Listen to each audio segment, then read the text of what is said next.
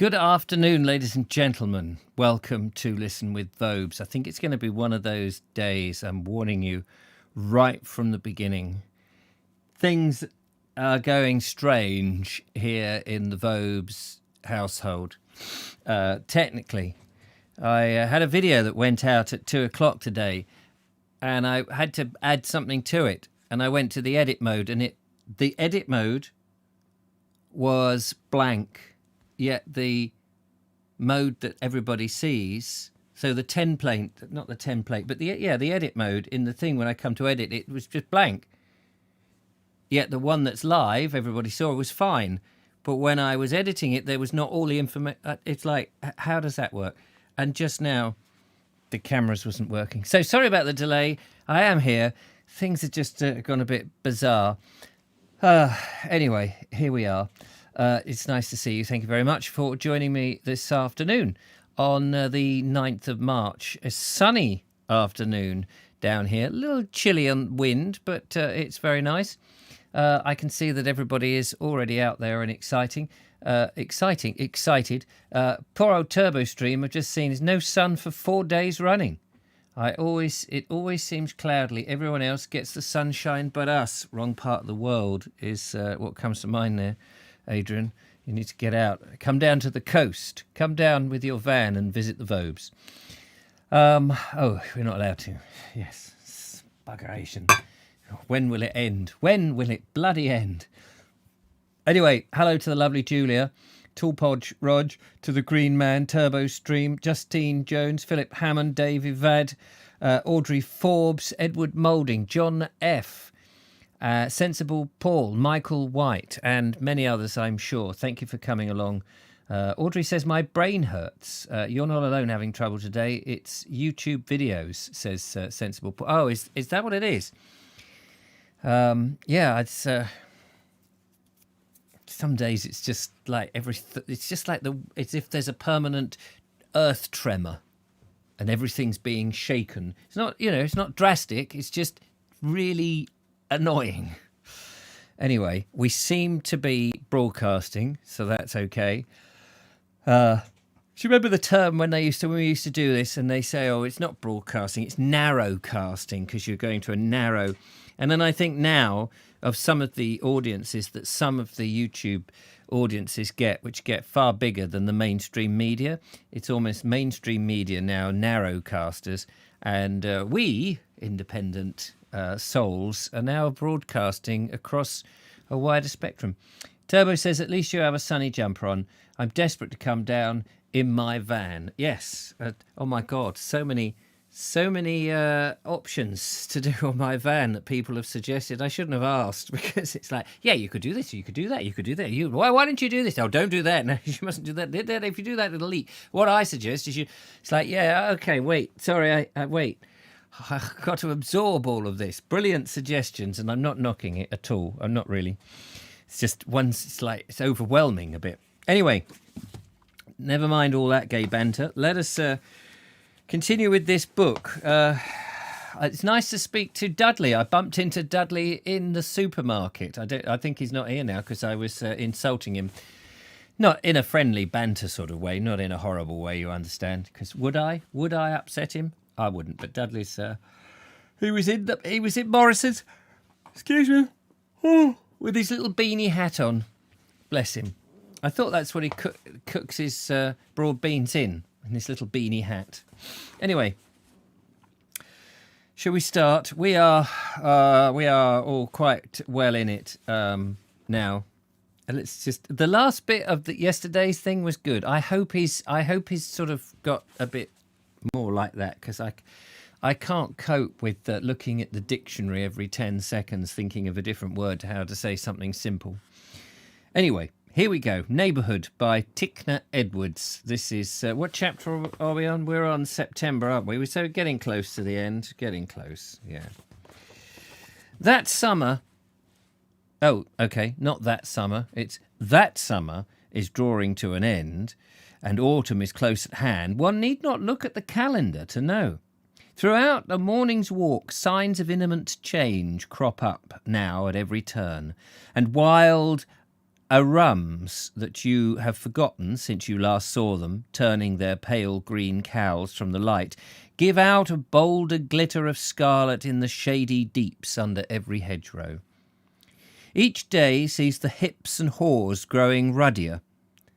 Though September is scarce half gone, the green bracken fronds in the woods are already alight with the tips of crimson and gold, and the heather on the coombe side has lost its clear rose red.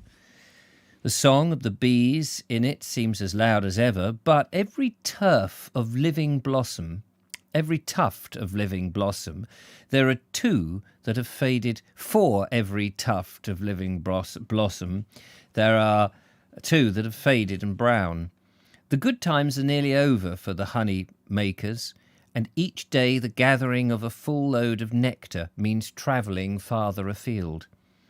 I wonder why it is I always look forward to the renewal of the year's life with so much eagerness and impatience, and yet meet its decline with such surpassing equanimity. Am I have often asked myself lately, the same being who industriously searched the riverbank for a whole bleak February morning in quest of the first colt's foot, greeting it with an unconscionable extravagance of rejoicing? I, who now tread the same way in nausea, perturbed or even unelated at the obvious fact of each day's lessened ardour. The truth that the year is already on the long downward road, riding for its winter fall, awakens in me not a pang of regret. Indeed, I remember the departed magnificence of June as something lost, nor regard the ever-diminishing September days as portent of penurious times to come. With autumn, as with advancing age, when once each is assured, irrevocable, the nature tendency seems to be towards a looking neither forwards and backwards, but towards a joyful acceptance of the things that are. And so at these times, whatever our declared principles, we, one and all, degenerate into I cannot read what he's saying. It's just. I've got to get my drink. Can we please have another book? I'm sorry. I had suspicions at the very beginning. Then I kind of enjoyed it. Now I'm tolerating it. I'm tolerating it. It's so difficult.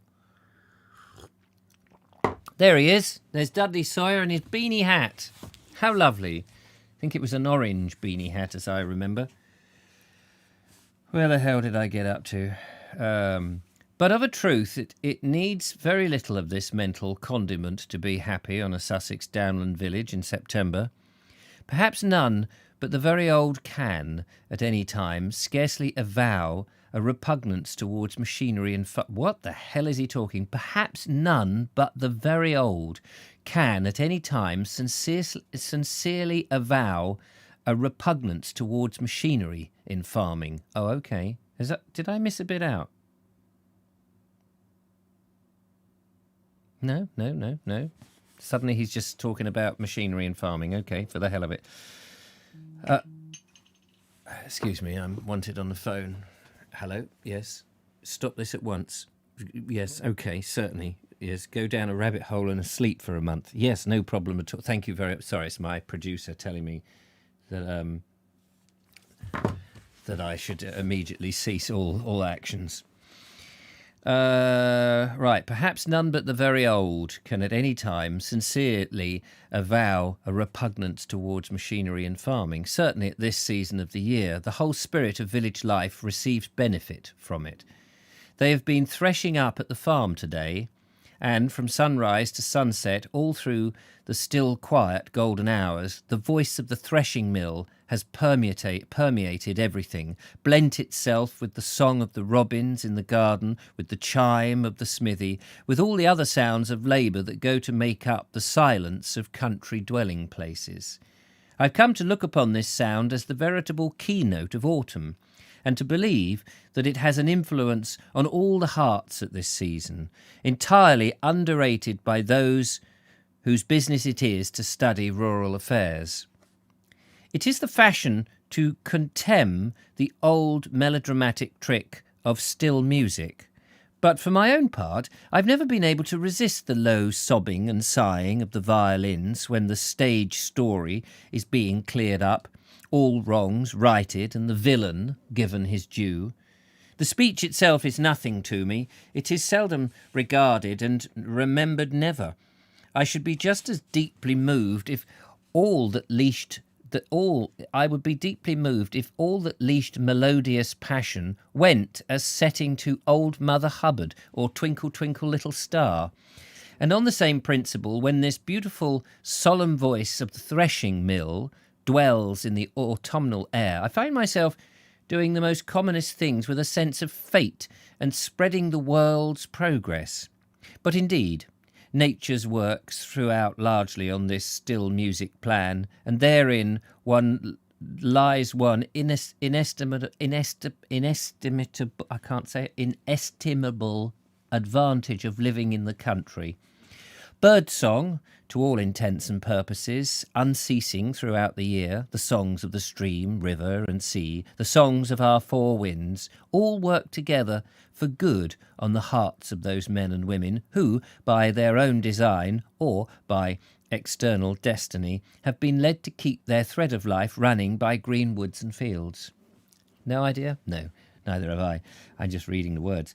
As the sun went down behind the hills and left the world afloat in wine-coloured mist, every sound of work ceased in the village, save this rich, throbbing voice of the threshing mill up at the farm. I went out into the dreaming light to listen to it. From where I sat on the churchyard wall, I could make out that they were prolonging the work into the dusk, so that the last rick might be finished now, and the threshing gang moved on tonight to the next farm. There was the deep sound of the mill itself, one tremendous baritone note succeeding another, each held for a moment, and then suddenly changing to one higher or lower in the sonorous clef. Apart from this, I could distinguish the fuss and fume of the engine as it drove its white breath in little unsteady gusts up against the violet calm of the sky. And there was another sound, the flapping sound of the driving belt, a note that punctuated everything as though some invisible conductor were beating time to the general symphony. But the combined effect of all was infinitely harmless, harmonious, and restful. Yet I had come out in the main to hear not this familiar part of the music, but something about it that I love to hear most of all, and this was the stopping of the machine. Yes, I should think you bloody did. It was almost dark before the last sheaf went to the mill and the steam was shut off, and then the wonderful note began. The machine took an appreciable time to run down, but now there was no upward inflection in its voice. Note by note, each note drawn out by note by note, each note more drawn out and quieter, the rich tones fell through every stage of an octave until at last they died away in the profoundest, softest bass.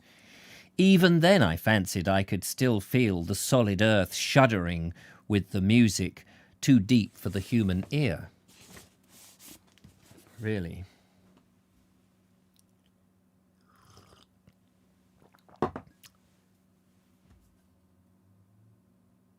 Richard shouldn't have thrown my old school book back on the shelf. What was your old school book?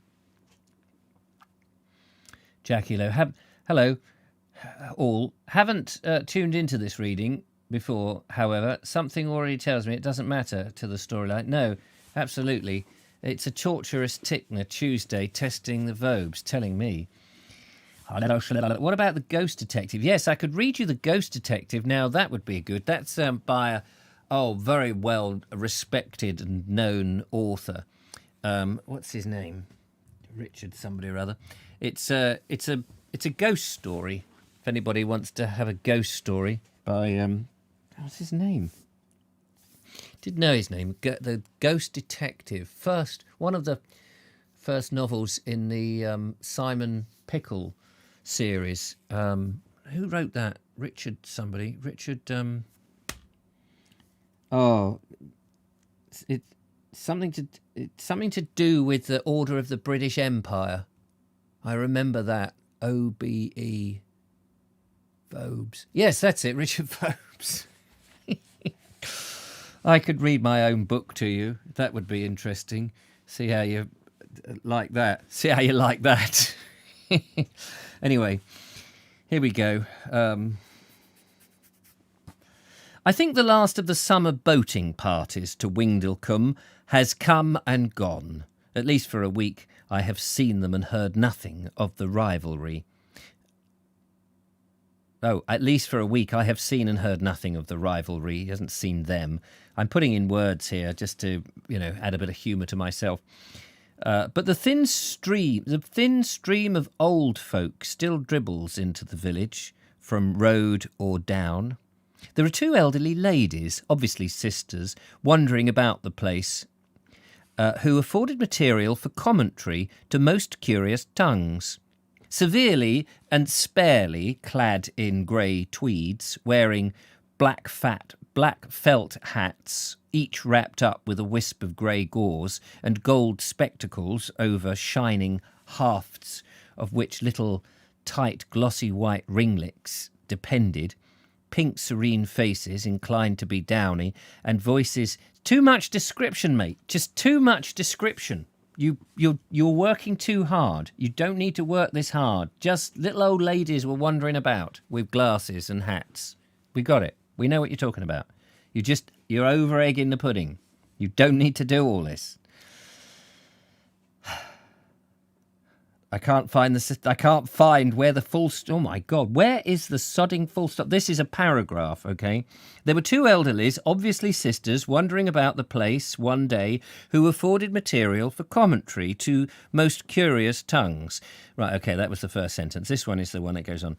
Severely and sparely clad in grey tweeds, wearing black felt hats, each wrapped about with a wisp of grey gauze, and gold spectacles over shining halves, of which little tight glossy white ringlets depended, pink serene faces inclined to be downy, and voices low and gentle, yet extraordinary penetrating and clear, they crept about the village, still the same sentence, all day long in an ecstasy of enjoyment, peering into cottage doorways, looking over garden fences, watching the children at play on the green, and the mothers hanging out the linen, gazing with, still haven't come to the end of the sentence, with timorous delight down into the wheelwright saw pit and into the black deeps of Tom Clemmer's forge. And all the while, though they kept up an incessant low interchange between themselves, they accosted no one. But one day they were run over by a steamroller. They were laid out flat in 2 dimensions. It was dreadful. People from the village, including Tom Clemmer, came out to look at the flattened old dears with their bent spectacles and figured there must be something strange about that because we don't have a traction engine in the village anymore. It must be the ghost, said Tom Clemmer. The ghost, it's come for them. It comes out of the cave over there in the... Sorry, I've just made that up to add a little bit of... I'm clearly in a bad, what is it? A cheeky sense of humour. Little old ladies with gold specs and red noses after being in the George, says Edward Mouldy. Yes, sloshed. That's what it is. They're going, yes, it's very nice as this village, don't you think, dear? Yes, Hilda, I think... Don't you think we should go back to the Three Ferrets and have another bottle of port? Jemima? Yes, what was your name? Do you know, I've had so much, I'm so sloshed I can't possibly remember the name. Hilda, I think it is. Hilda. Yes, I distinctly remember my mother and father peering over me as I was in this very minuscule cold bath in the church. Barely a cloth on, no stitches at all. They were peering over this bloke in his dog collar and said, "I named this child Hilda." Well, immediately I thought, well, these are strange people. Yes, it's funny how you were baptized only 2 years ago. Yes, I know, I should have been baptized when I was a baby, but they insisted of shoving me in the font when I was 87. Never mind, Hilda, let's go back to the 3 ferrets and have some more. Yes, let's do that.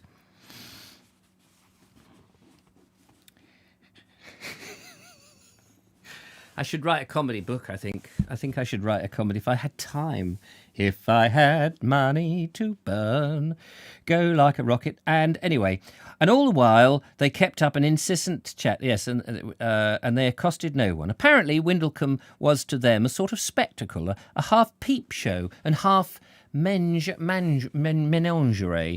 Not a lingerie, but a menagerie, where everything might be looked at but nothing touched. Don't touch it. No, all right, Hilda. Last time I saw them, they were standing at the far end of the green, looking towards the seats under the Seven Sisters, where 2 old rustics slumbered peacefully in the sun. The pair were in earnest consultation, and obvious, though fully affectionate, the pair were in earnest consultation, and obvious, though wholly affectionate diffidence on some whatever. At length, one apparently the more ancient by a year or 2 raised her hands with a gesture of reluctant consent, and then the other timidly approached the old man, presented each with what at a distance appeared to be a surplus sandwich drawn from a reticule, and returned to her companion, giving her, before they made off down the street together, a grateful childish little hug. I don't know. Basically, I think they've met some drunk. On another day, a very different pair dropped down from the skies amongst us. They were 2 men scarcely of middle age, and one with a swirl of coppery hair topping a high forehead, the other sombre-locked, low-browed and swarthy. What is swarthy? It's a very vague word, isn't it? Both alike shabby, unshaven and unkempt. They came swinging down the hill path together, hatless and barefoot, laden up with certain dusty travelling gear, the one of them carrying an edition of leather-cased violin. As they strode through the village street, they made the place resound with their laughter. Joviality greeted all and sundry that chanced their way. And finally they disappeared through the door of the 3 Thatchers Inn. Oh yes, the 3 Thatchers, not the 3 ferrets.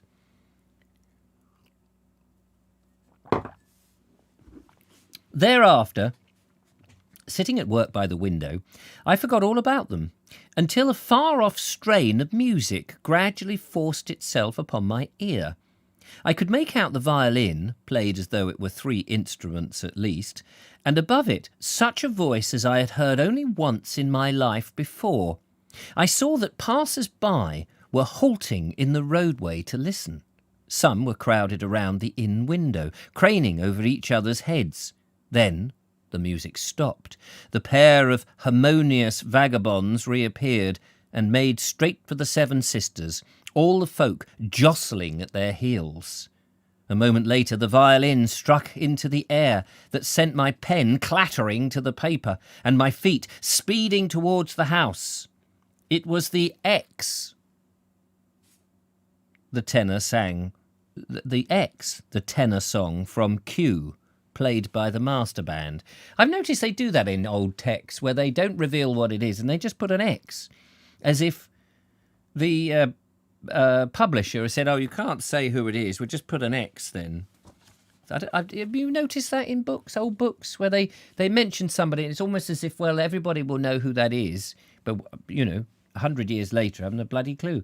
It was the X, the tenor song from Q, played by a master band. Played by a master hand, I beg your pardon. Before I reached the fringe of the little crowd, taking the old vicar by the arms as I went, the copper-haired man had mounted upon the seat and had begun to sing the incomparable melody, hurling it over our heads. with a passion, a force, yet with a surpassing delicate sweetness of tone that drew the people spellbound closer and closer with every moment round him. The old parson's grip tightened on my sleeve. "What's he like?" he whispered.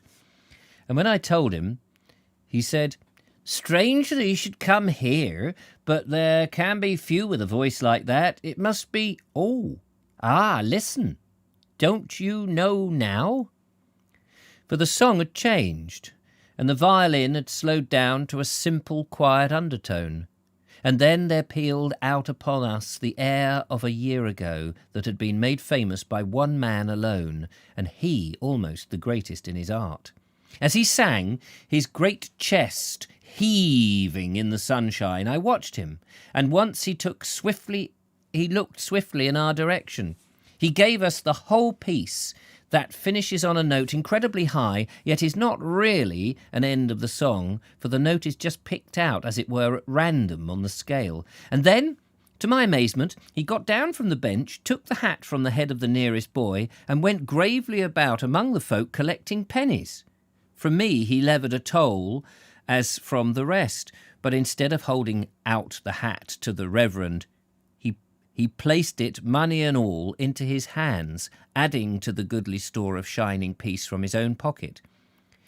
"You will know what to do with it," he said, his grey eyes twinkling merrily. A minute later the pair were trudging off together down the street, just as they had come, with their dusty, travel-stained satchels swinging behind them and their long hair blowing in the breeze. Make of that what you will. We're very close to the end now.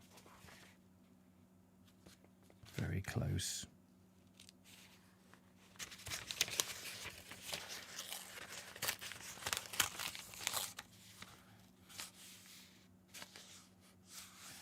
Sorry, I've just got... It's interesting at the back here. General literature. It's got a list. You can't really see that in any great detail, but it's like, when they put the bibliography at the back of various things, this is like a list. They've published the list of all the books available.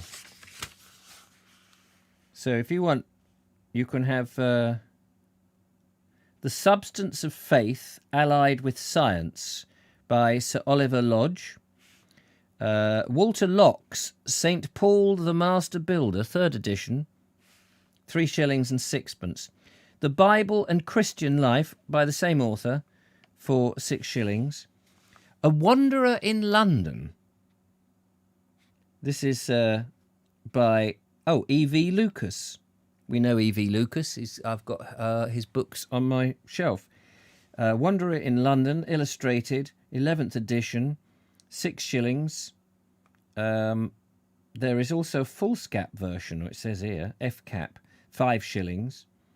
He does a number of those. A Wanderer in Holland, A Wanderer in London, A Wanderer in Paris, The Open Road.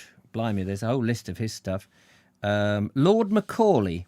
If you want to read a bit of Lord Macaulay, you can do that. Critical and Historical Essay.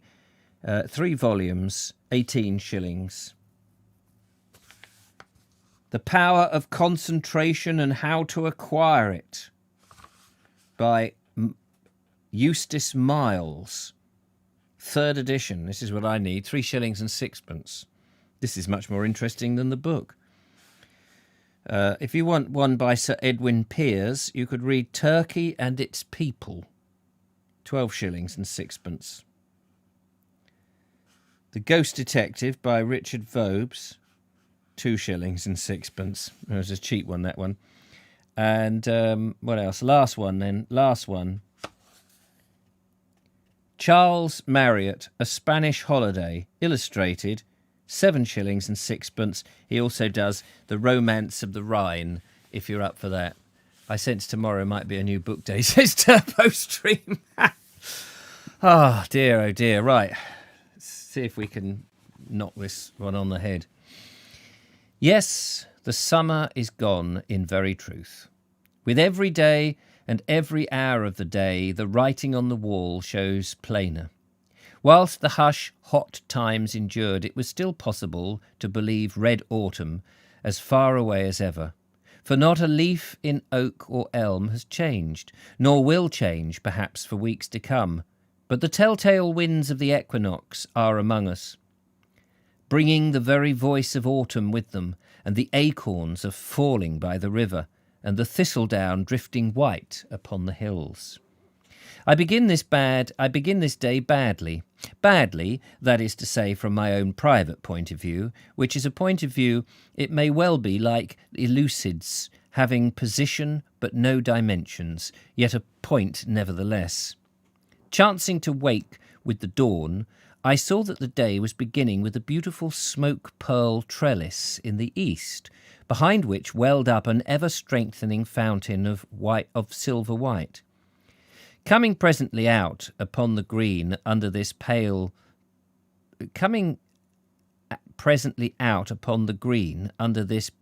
pale glow of morning, I was startled by a cry that came echoing from the misty twilight of the hills. "High up! High up! Voila! Voila! Voila!" Hoarse, harsh, undeniably brutal, it sounded in the sweet snow-white lustre of the virgin light.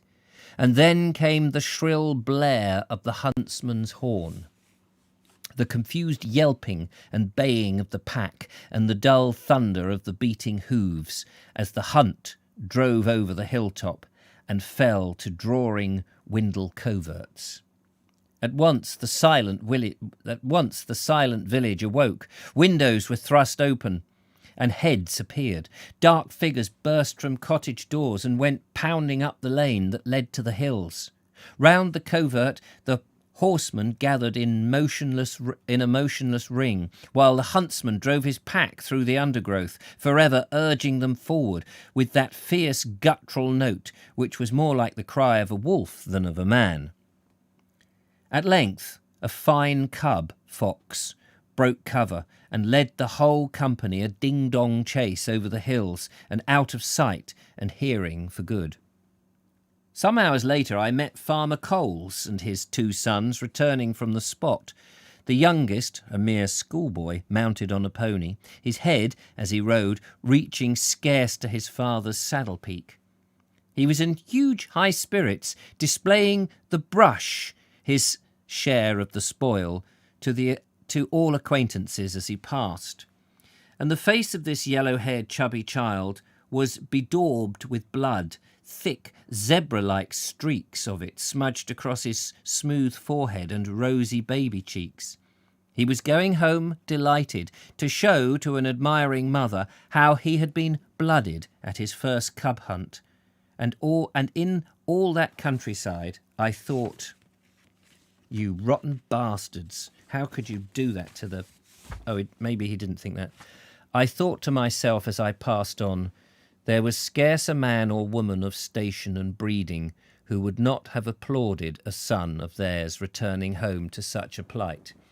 Except I slapped the child round the head and said, "Don't you dare hunt foxes again. It is a very nasty thing to do, and if you do it, I'm going to shove your head into an oven and light it. Boil it for 20 minutes, and that'll learn you." He may not have said that. I cannot say that he did. That may have been invented. Nor, though at the time the thing filled me personally with genuine horror and loathing, did I condemn it, nor wish to see it made impossible in the land. For the Cyberitish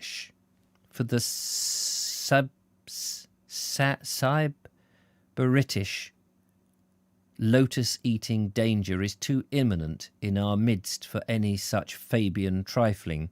It will be a woeful day for England when we have bred out of our young manhood the instincts of the healthy brute. Oh, I don't know about that, mate.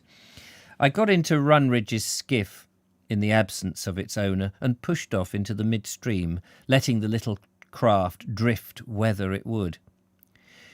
Wind and tide together were setting strongly up country. Swiftly the reedy banks glided by, as we bore through the meadows that lie at the foot of the hills. The summer was gone indeed, and gone with it the sense of striving towards achievement. The year seemed to be resting upon its oars, as I was doing. All its fruit was set. There remained nothing now but to wait and let it ripen. It was just this waiting and resting that made up autumn's greatest charm. I set my elbows on my knees and my chin on my hands, and let the little boat choose a destiny for the idle pair of us. The bank was high to windward. We drifted in an almost unruffled calm, while overhead there sailed by an unending cloud of thistledown, tiny vertices of sunlight, each gleaming star-like against the morning blue. Most of them took the broad river at a stride, disappearing over the opposite bank, but many fell onto the water. Thousands of them floated around me, and as far as the eye could see, the water was grey and misty with them. And this was only one nook of earth in innumerable miles. How was it, I asked of the wind above me, that such an exhaustible store of thistle seed, that she could not sow the whole land thick with thistles in one season and drive all other things from the fields? The answer was to be obtained for the mere raising of a hand, for it is not the thistle seed that flies, but only the harmless thistledown. Moreover, among the millions of airships that each thistle patch sends off upon the wind throughout a breezy autumn day, not 1 in 50 ever bore a seed, or if bearing it, contrived to carry its burden more than a yard or two. The curved sea-pod of the thistle is attached to its feathery volute only by the slenderest thread, and it is brushed off by the lightest touch of the first grass blade as it sails low over the sward. But the thistledown, lightened of its counterpoise, bowls on forever. Thank Christ for that. We're in October now, ladies and gentlemen.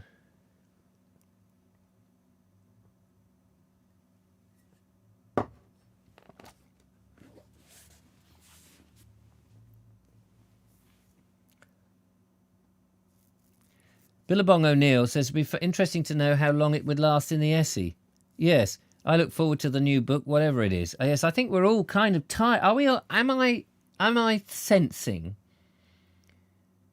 that we're all tiring of this now? That he's sort. I would. Let's put a vote. Do we wish to just grin and bear it for the sake of grinning and bear it? Or do you think we've got the measure of it and really not much more is going to be said other than, you know...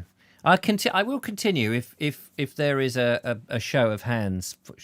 Put your hand up if you want to change. If you would like a change of tact, say aye. If you want me to continue, say continue. I'm going to leave it in your hands because we're beginning another chapter, and it just seems a bit bonkers, really.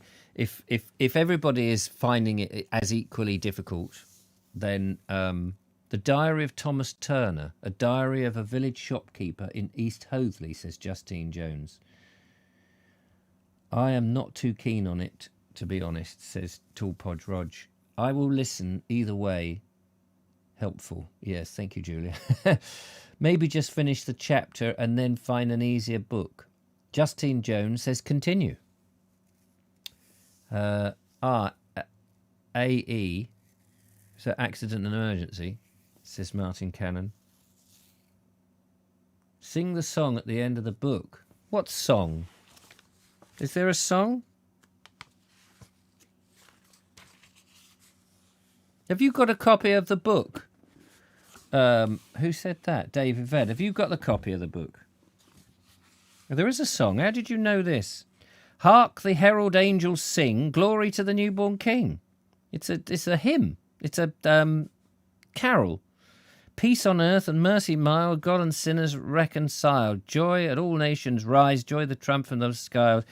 where the angels present. Christ is born in Bethlehem. Hark the herald angels sing. La la la la la. I don't know why I'm larring. I've got the words. Glory to the newborn King. Peace on earth and mercy. If it bores you that much, read a new book, says Stephen Agate. No sense beating a dead horse, says Holly. London belongs to me, says Audrey. Ah, now you're talking. Read the last chapter and summarise the rest. Well, maybe we can surmise. If you're not enjoying it, reading it, maybe we should change, says Sensible Paul here. Yes, what I was hoping for was a clear-cut answer rather than the vague thing. Like we could go and count the hands and say there's 15 eyes and 2 nose. 15 eyes. There's a lot of eyes looking at me and not enough noses. Read the last page. If you're not enjoying it, yeah, I know, read the last page. People can buy the book, I suppose. It's just, what is it? What else is going to happen? I mean, it was nice, but I'm just finding it very... We'll continue for today because we've got another 10 minutes or so. Let's see how we go. If you read the beginning and the end chapter, usually get the gist. Yeah, that's true. I, as in I. We have people saying I and I. I've got top chat up again, haven't I? I haven't got the...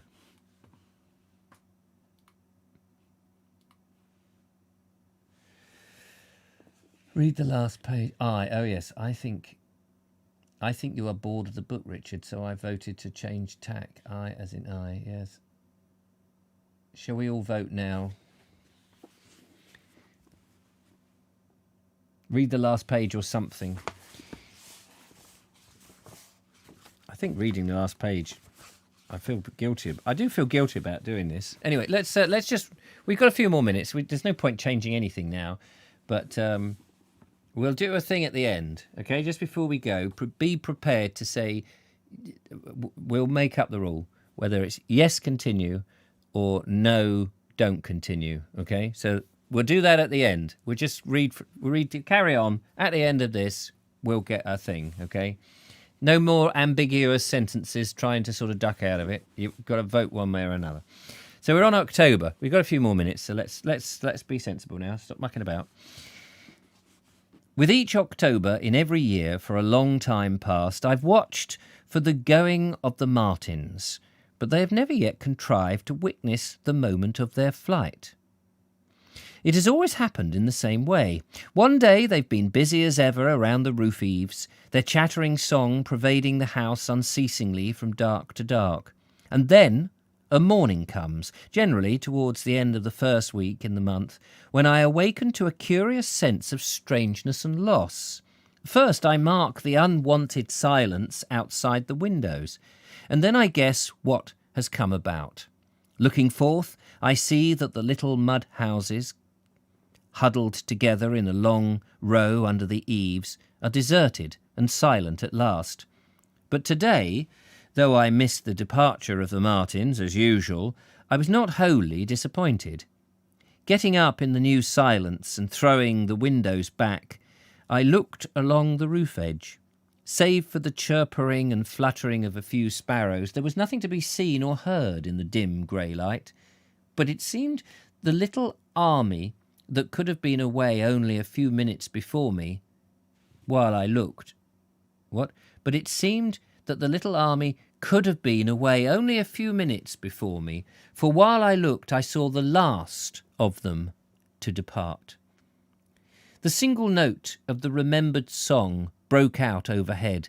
There was a whirl of wind, a whirl of wings, and the little black and white bird lanced straight off, going due south, unhesitatingly, as though the vanished throng of her companions was yet visible far away in the skies. It was still a grey, warm morning. There had been no dew. Everything, as presently I went along by the woodside, was quite dry, and though it was barely 8 o'clock, all the spiders in the bushes were hard at work weaving their snares. It was almost perfect spinning weather.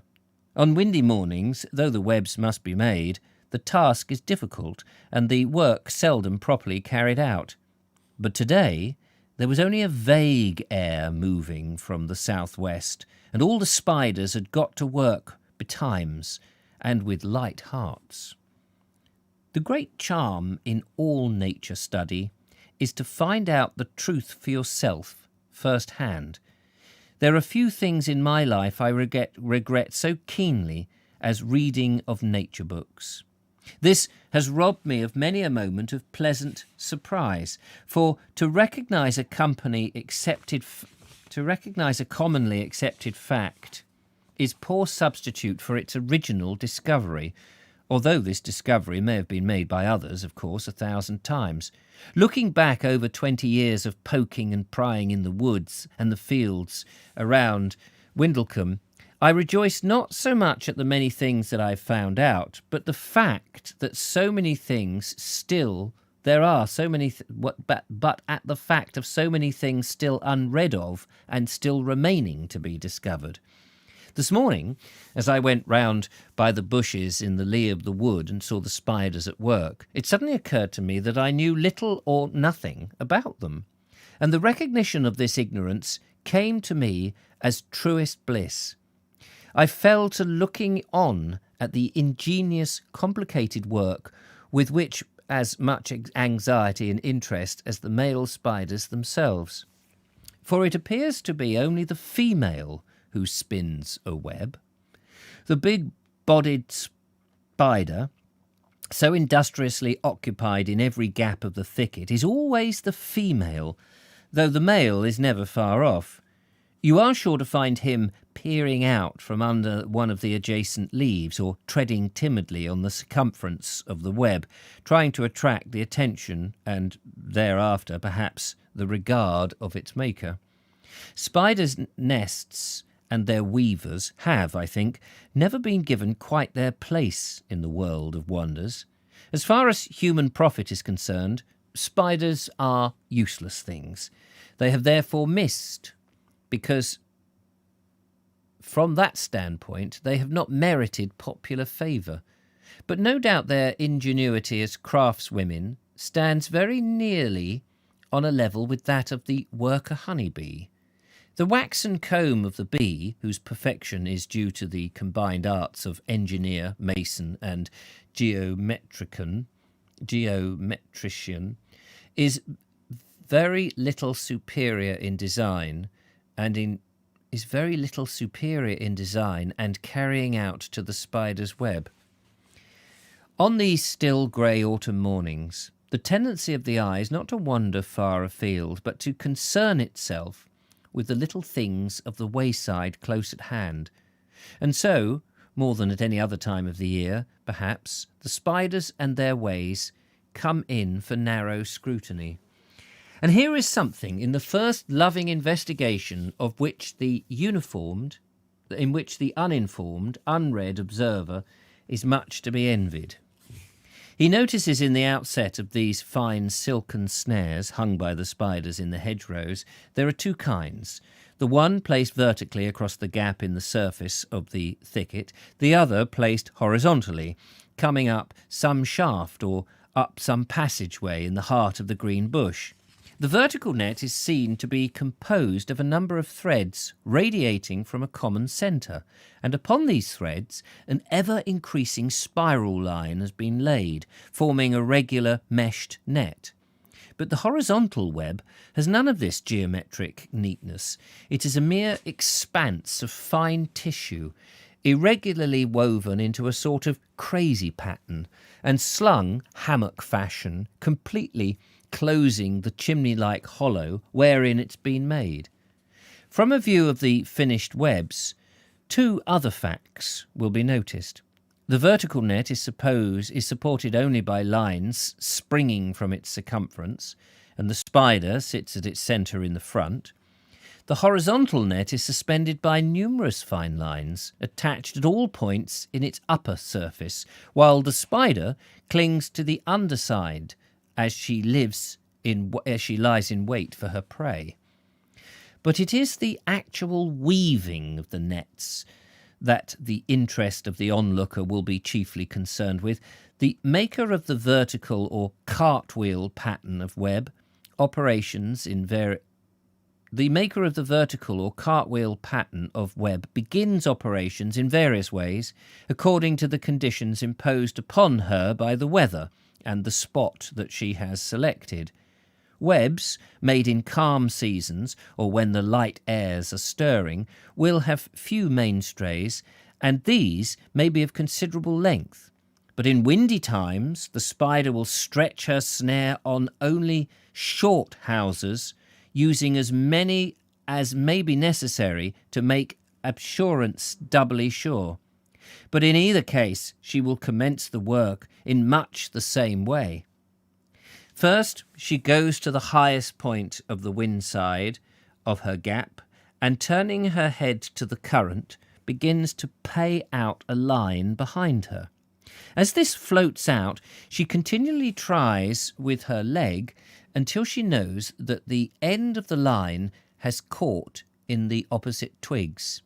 Then she runs to the middle of this horizontal line, dragging after her another thread which she has previously attached to her original starting point. From the centre of the first line, she lowers herself vertically, always dragging the second line in her rear until she reaches a twig below. Here she draws her second line tight and fastens it, after which she climbs to the horizontal line and repeats the manoeuvre. Only this time it's from its leeward side. Thus, the triangle of the mainstays, the first essential of all spider web making, is complete. The weaving of the net within this triangular frame is the next work undertaken. The spider, when she dropped from the centre of her uppermost thread, made a vertical line in descending.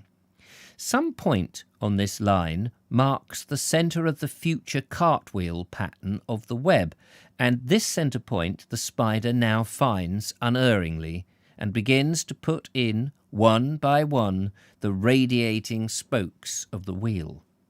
When all these spokes are in place, she returns to the centre, and revolving her body quickly, she forms upon it a close spiral of 4 or 5 turns. This is to be her seat and her watchtower, whence she will keep the whole web under observation.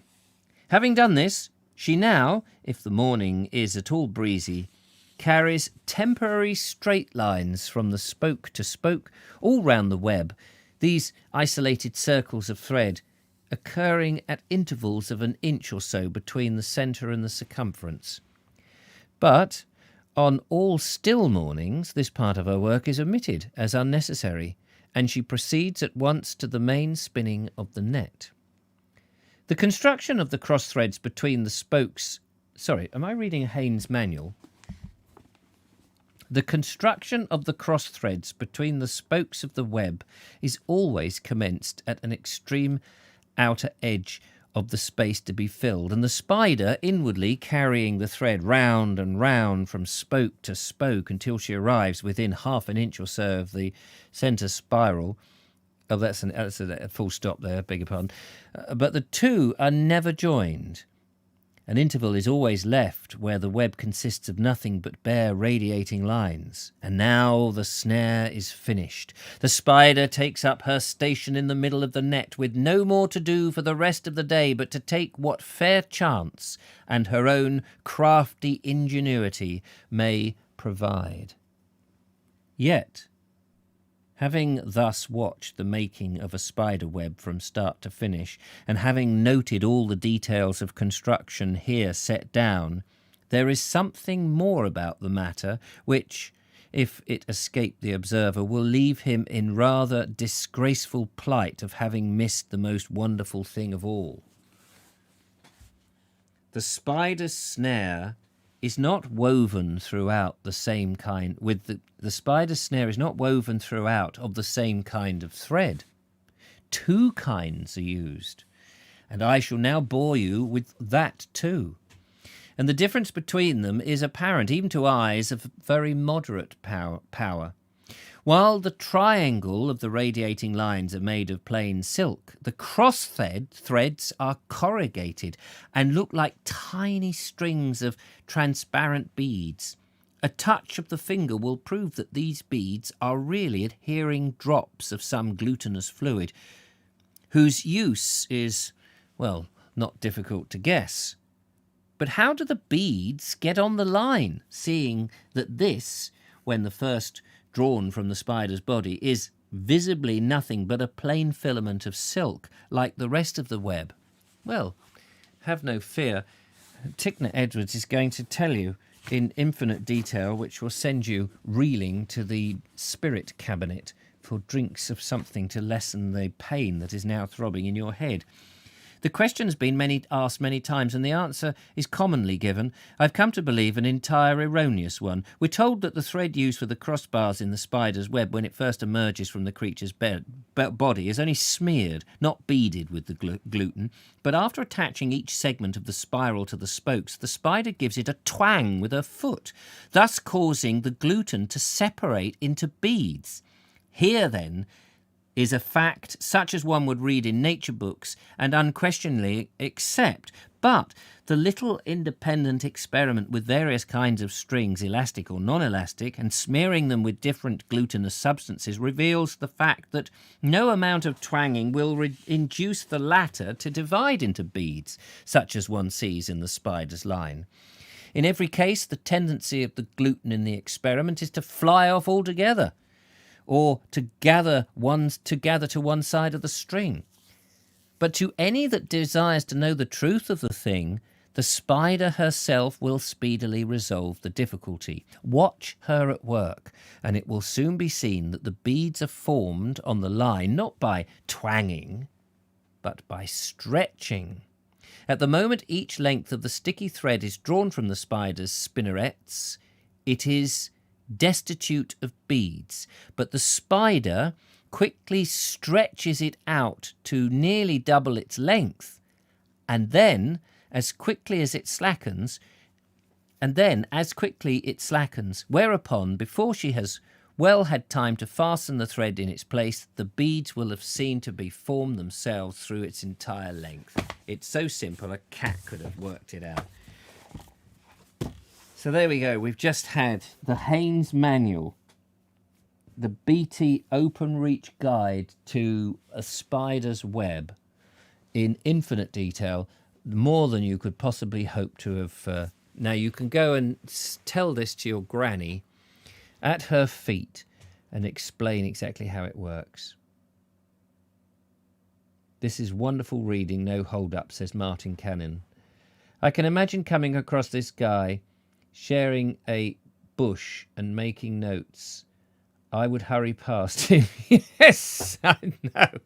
It would be very disturbing to see him. Oh my God. We will know more about spiders by the end of this chapter. We do have to make a web for homework. Do we have to make a web for homework? Yes, please bring in your webs out of string tomorrow. I wonder if if spiders Google. Yes, I bet it's all. I didn't know spiders could tap dance, says Dudley Sawyer. Right. Marvellous. So, here we come. The last bit. Simple words now, just one. Yes, for we continue. No, we try something else. You read that in 4K, says Nigel Sadler. Yes, thank you. So there we go. That's it. Let's just have a vote of hands. I'm happy to continue, and we'll just try and get through this book. We are fairly close to the end. But let's just, for tomorrow, let's see what you say. So no more other text, just yes for continue, no for let's not, and we'll see what the consensus is. Your voting time starts now.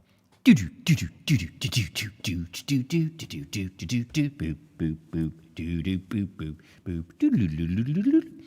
the lovely Julia will gather up the votes and let me know what the situation is. We have yes for continue, no for no more, I can't bear it, I need to put my head in a bucket of Heine offal. Quote there from the Hitchhiker's Guide to the Galaxy. Or do we continue? It looks like it's a very close thing. Edward Moulding says, yes, until Friday. Where are we today? It's only Tuesday. Friday we should finish it, to be fair. I mean, I guess anybody who doesn't want to listen to it, we could come back. Look, how many... That's... Oh, right, Julia. We need an official count, Julia.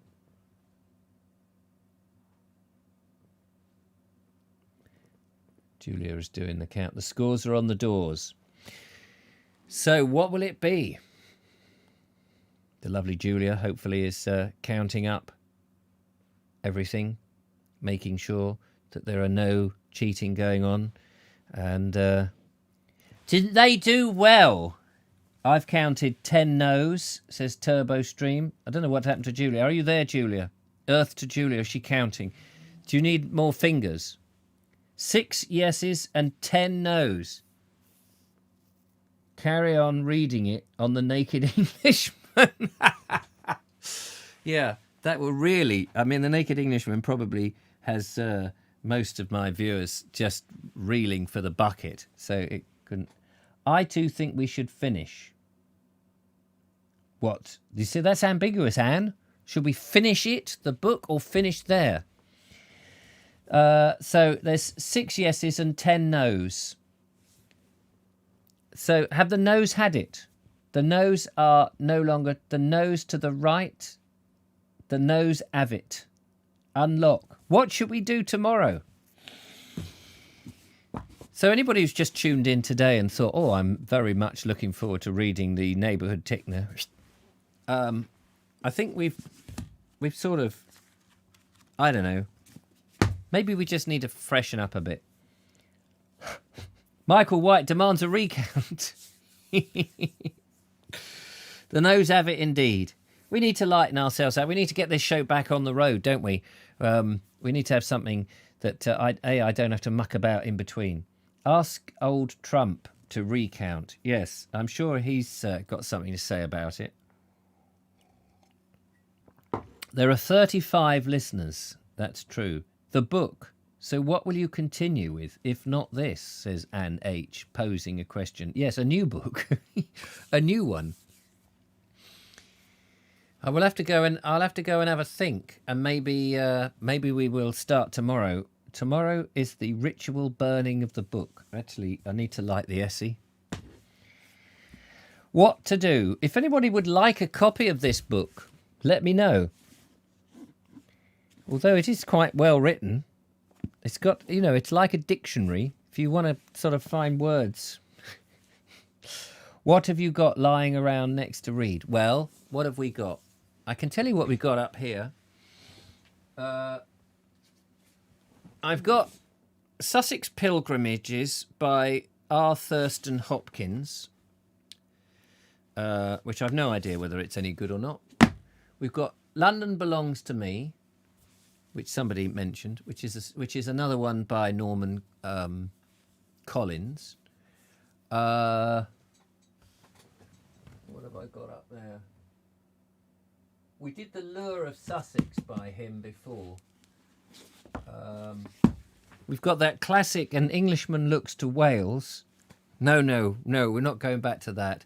Or the what was the one? The Setting Up of a Norfolk Farm. We've had 2 failures, three partial failures here. I'd love to read it myself, says Anne H. Yeah, I bet. So I'll have a hunt round and see what we can offer. Who? Arthur Codpiece. Who's Arthur Codpiece? What about the Gaslight one? Says Richard. Send the book to Anne. Yes, I'll send it. You're in America, aren't you? Me too, Anne. I think we need a gin. Yes, quite right. You can hang it up on your van to save on toilet paper. That's true. Something a little whimsical, maybe. Yes, I think we've got to have something whimsical. It's very difficult to know in advance, isn't it, when you read something. We did have that suspicion on chapter 1, and then it was quite nice and we got into it, but then it just became too much, I think. I think it became too much. I'll have a hunt round. We'll see how we do. Moonfleet is fantastic. I haven't got Moonfleet. I vote whimsical. Yes. All right. Leave it with me. We'll see what we can do. I've got a book called Through Wales on Horseback, which you can have, but not if you are going to throw it on the bookcase again. I've got it on Amazon Kindle. Isn't that Through Wales on Horseback? Is that Cynthia, whatever her name is? What was her name? Cynthia, written in if that's the one written in Old English by, when did she do that? 1624. Is that the one you're thinking about? That might be a bit old. If it's that one, the language might be a bit old-fashioned. Whimsical would be wonderful. Yes. I will have a look at some whimsy for you. In the meantime, I must go and light the SE, finish off an edit for tomorrow, and get the SE lit. Didn't I just say that? I've got to light the SE, finish the thing, and get the SE. I don't know what I'm talking about. We do have James Hissey, but we might all have a hissy fit if we had another one of his. That's the picturesque ding. The Kindle version was 84p. Yes, I could download it on the Kindle. I do have a Kindle. I need to charge it up. Anyway, bye for now, everyone, says lovely Julia. There we are. Hope somebody. Oh, Hope somebody. Oh, okay, yeah, so that's a different one. I was thinking of the woman who wrote in 16 something or other, like, who wrote Robinson Crusoe. Daniel Defoe, he did one travelling all around England and stuff, didn't he? Whatever it is, look forward to it. Yes, thank you very much. Let's hope so. Oh dear. Sorry about this, but we do have these issues from time to time. And it'd be nice just to get in a book that we can lose ourselves in a book. It would be great fun. That's what we want. Anyway, thank you for coming along. Much appreciated. It's a tricky thing, but we will see how we do tomorrow. Take care. Lovely to see you. And 1937, that's a good era as well. What did you say it's called? Through Wales on a Horseback, you can have it, but not if you're going to throw it on the bookcase again. I'm not going to throw it on the bookcase. It'll sit on the bookcase. Anyway, that's it. Ta-ta, and catch up with you on the morrow. Ta-ta for now. Bye-bye.